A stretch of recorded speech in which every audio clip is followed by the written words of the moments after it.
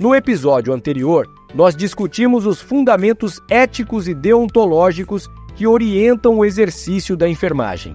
Agora, vamos tratar de um tema igualmente essencial, mas que costuma ser pouco compreendido: as responsabilidades legais do profissional de enfermagem. É fundamental entender que, ao exercer nossa profissão, estamos sujeitos a 3 tipos de responsabilização: civil, penal e administrativa. Maria Alice, como isso se aplica na prática? José, há alguns anos, acompanhei um caso emblemático no interior de São Paulo.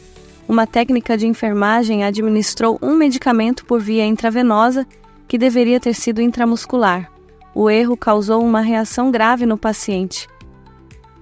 Além das consequências clínicas, a profissional foi processada na Justiça Comum, responsabilidade civil, investigada pelo Ministério Público, esfera penal, e ainda respondeu a um processo ético-disciplinar no COREM, esfera administrativa. Esse caso mostrou claramente que uma única conduta pode gerar implicações em 3 níveis distintos, e todos eles exigem preparo, consciência e responsabilidade. Então vamos começar destrinchando cada uma dessas responsabilidades. O que é a responsabilidade civil?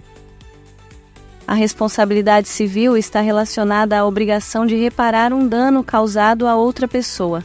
No caso da enfermagem, isso ocorre quando a conduta profissional causa prejuízo direto ao paciente, como lesões, agravamento do quadro clínico ou até mesmo a morte, quando for comprovado erro, negligência, imprudência ou imperícia. Exemplo: se o profissional aplica um medicamento sem prescrição médica ou não segue um protocolo e isso causa dano ao paciente, ele pode ser processado judicialmente e ter que indenizar financeiramente a vítima ou a família. E quanto à responsabilidade penal, que é a mais temida? A responsabilidade penal ocorre quando a conduta do profissional é considerada crime, ou seja, uma infração à lei penal brasileira, como está previsto no Código Penal. Na enfermagem, isso pode incluir lesão corporal culposa quando há dano físico por imperícia ou imprudência, homicídio culposo quando a falha leva à morte do paciente mesmo sem intenção, omissão de socorro se o profissional se recusa ou se abstém de prestar cuidado, tendo o dever legal de fazê-lo, falsidade ideológica quando há adulteração ou manipulação de registros. Em casos como esses, o profissional pode responder criminalmente, com pena de detenção, multa ou outras medidas judiciais. E a responsabilidade administrativa, Maria? A responsabilidade administrativa se refere às infrações cometidas no exercício da profissão e que são avaliadas pelos conselhos de classe, no nosso caso, o Conselho Regional de Enfermagem Itjacoren. O profissional pode ser responsabilizado administrativamente quando viola o Código de Ética, age com negligência, imprudência ou imperícia, exerce atividades sem competência legal, ou adota condutas que desonram a profissão. As punições vão desde advertência verbal ou escrita, passando por suspensão temporária do exercício profissional, até a cassação do registro nos casos mais graves. Então, o mesmo ato pode gerar consequências em todas essas esferas? Exatamente. Vamos pegar um exemplo prático.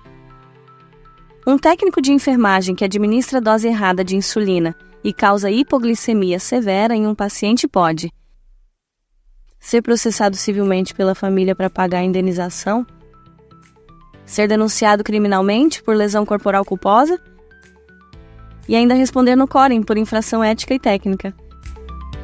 Por isso, agir com responsabilidade é proteger-se em todas as dimensões.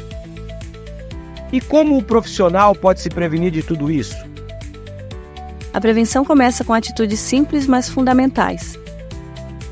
Atuar sempre dentro dos limites legais e das competências do seu cargo. Consultar os protocolos institucionais antes de qualquer dúvida. Registrar tudo o que for feito, observado e orientado no prontuário. Jamais omitir intercorrências. A transparência protege o profissional. E, claro, nunca aceitar realizar procedimentos para os quais não está legalmente habilitado. E quem se sente coagido ou pressionado a fazer algo que não está autorizado? Deve recusar, com respeito, mas com firmeza. A Resolução COFEN, nome 564/2017, em seu artigo 22, garante o direito do profissional de negar-se a executar atividades que contrariem sua formação, os princípios éticos ou coloquem o paciente em risco. Negar-se, nesse caso, é um ato de ética e não de desobediência.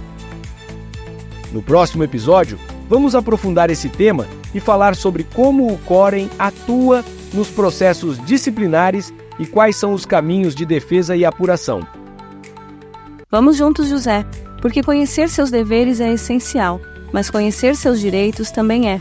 E agir com responsabilidade é o maior escudo de quem cuida.